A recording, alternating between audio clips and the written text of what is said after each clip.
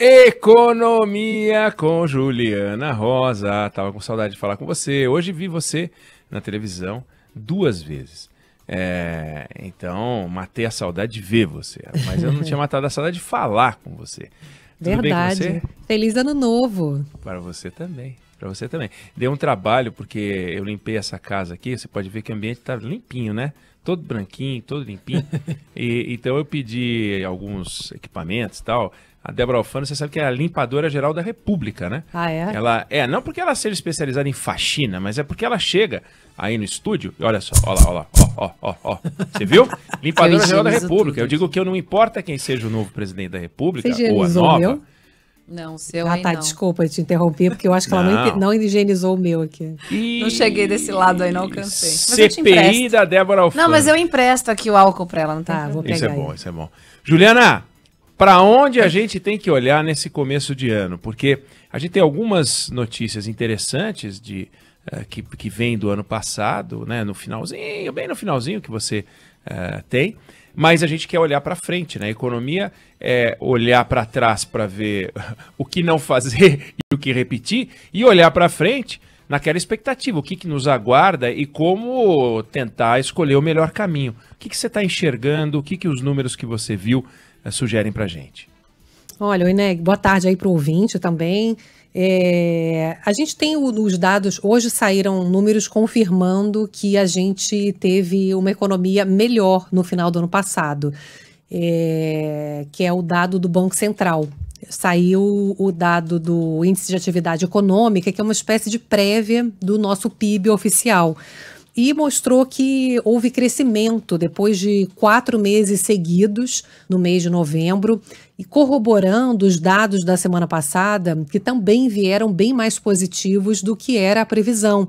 As vendas do comércio vieram melhores, o número do setor de serviços, que inclui turismo, bares e restaurantes, né, tudo que depende de presença física, de trabalhos presenciais, serviços presenciais, tudo melhorou bem mais do que estava sendo previsto. Então, embora seja um olhar no retrovisor, porque são números do final do ano passado, você tira um pouco, como me disseram os economistas, um pouco aquele sentimento ruim, aquela sensação que a economia estava indo para o saco, sabe? Porque a gente teve 2 trimestres seguidos de queda, então a gente entrou em recessão técnica, lembra? A gente teve um começo de ano que foi muito bom, depois começou a ter outra onda da Covid, fechou tudo, aí o segundo trimestre foi negativo, o terceiro também foi, e a gente estava com previsões negativas também para o 4º trimestre. Então, com os dados de hoje, a gente tem agora a previsão média aqui que eu estou recebendo dos bancos, das consultorias, previsões de números positivos para o 4º trimestre. Obviamente não é uma maravilha, são números baixos ali, 0, alguma coisa, mas pelo menos acho que tira um pouco essa sensação de que estava tudo ruim demais, né? E como é um olhar no retrovisor, eu perguntei para os economistas se isso garante que pelo menos a gente entrou esse ano com um ambiente um pouco mais favorável, né, para a economia. Teria sido, Ineg, Débora, ouvinte, se a gente não tivesse tido 2 problemas agora nesse início de ano, principalmente. A questão da Ômicron, né, que embora a gente tenha uma notícia que é muito boa, que é o fato de que a Ômicron é bem menos letal do que as outras variantes da Covid-19, mas com a Ômicron as pessoas estão sendo muito mais contaminadas, né? E elas têm que fazer quarentena, têm que ficar em casa, têm que ficar isoladas. Então, você vê, né, Ineg, Débora, as notícias que a gente tem dado de falta de funcionários nas empresas, no setor aéreo, no comércio, na indústria. Então, aí tem 2 poréns, né? Um porém é que, com falta de gente, você pode ter uma dificuldade de vendas e produção, então isso pode impactar a economia. E outro porém, que a gente falou muito ao longo do ano passado, a gente começava a ver uma melhora ali no fim do ano daquela questão de falta de matéria-prima. A indústria automotiva começou a receber um pouco mais de produtos que estavam em falta, mas aí esse pessoal começa a faltar, né, a produção começa de novo a travar, isso aqui no Brasil e no mundo todo. E uma última questão é a questão agrícola, porque a previsão de crescimento para esse ano da economia, ela é baixa, né, está aí na casa dos 0,5%, aí na média ainda é uma previsão de crescimento, mas que é sustentada muito pelo agronegócio. E o começo do ano, a gente teve um impacto forte em algumas culturas por conta tiveram muitas chuvas e seca, principalmente ali no sul do país, e algumas culturas foram afetadas. Então, isso impacta também tanto o crescimento agrícola, né, do setor agrícola, que está pesando muito nas previsões de melhora da economia esse ano, junto com o segmento de serviço, e também preocupa no sentido de atrapalhar a queda da inflação aí no nosso bolso, porque a previsão que ainda está mantida para esse ano é que com uma boa pode ter uma produção maior de alimentos e preços melhores aí para a gente encontrar agora em 2022. Então, Ineg, a gente teve um final do ano, né, mais positivo, deu uma animada, mas o começo do ano, você vê que a gente começou com essas preocupações, tirando um pouco esse clima mais positivo que os números do final do ano trouxeram para a gente, viu?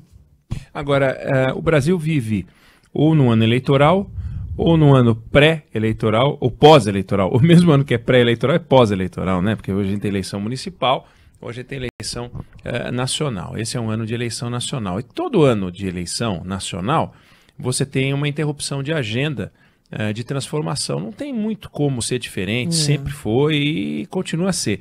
Então, quando a gente conversava no ano passado, e você dizia, olha, agora vamos ver como é que vão andar as reformas. A expectativa agora é pela reforma, a expectativa agora é ver a reforma e tal.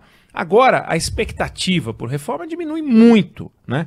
Então, com o que a gente pode contar para a gente tentar caminhar num ambiente mais iluminado, com um aumento de produtividade, com uma melhora no ambiente internacional, com o efeito positivo, enfim, de que o aumento dos juros pode trazer na redução da inflação e com isso a gente retomar o ambiente econômico.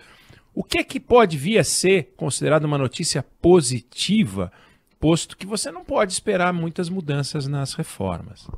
Tem duas questões que eu acho que são fundamentais para esse ano, que vão realmente ditar o rumo aí do crescimento, da inflação. Um é a questão do gasto público. A gente tem uma pressão enorme no Brasil, uma panela de pressão de vários segmentos para aumentar salários. Hoje tem mobilização de funcionários da Eletrobras. Amanhã tem mobilização de funcionários dos 3 poderes, funcionários públicos. Desde aquele episódio do governo pedindo para aumentar salários de policiais federais, e todo mundo começou a se achar, obviamente, no direito de ter reajuste salarial, né, porque seria só uma categoria, já que todos se sentem, obviamente, depois de 2 anos sem aumento de salários, no direito de reivindicar o reajuste salarial. O problema é que não tem dinheiro para aumentar salário de todo mundo. E a preocupação é grande porque a gente está com uma pressão por gasto público muito forte e isso está segurando o nosso dólar alto aqui no Brasil. O dólar está muito alto por conta dessa preocupação com gasto público. É ano eleitoral, é base eleitoral, né? Servidores públicos. Então, é ruim a gente ter um dólar alto demais, porque também dificulta a queda da inflação. E a segunda questão que eu queria destacar é China. Hoje saiu o PIB da China de 2021, foi o maior crescimento em uma década, 8,1%. Só que o que chamou a atenção hoje dos analistas é que no finalzinho do ano a China perdeu fôlego, cresceu menos no 4º trimestre do que no 3º. E aí o Banco Central da China já começou a diminuir juros hoje mesmo para estimular consumo, financiamentos e tal.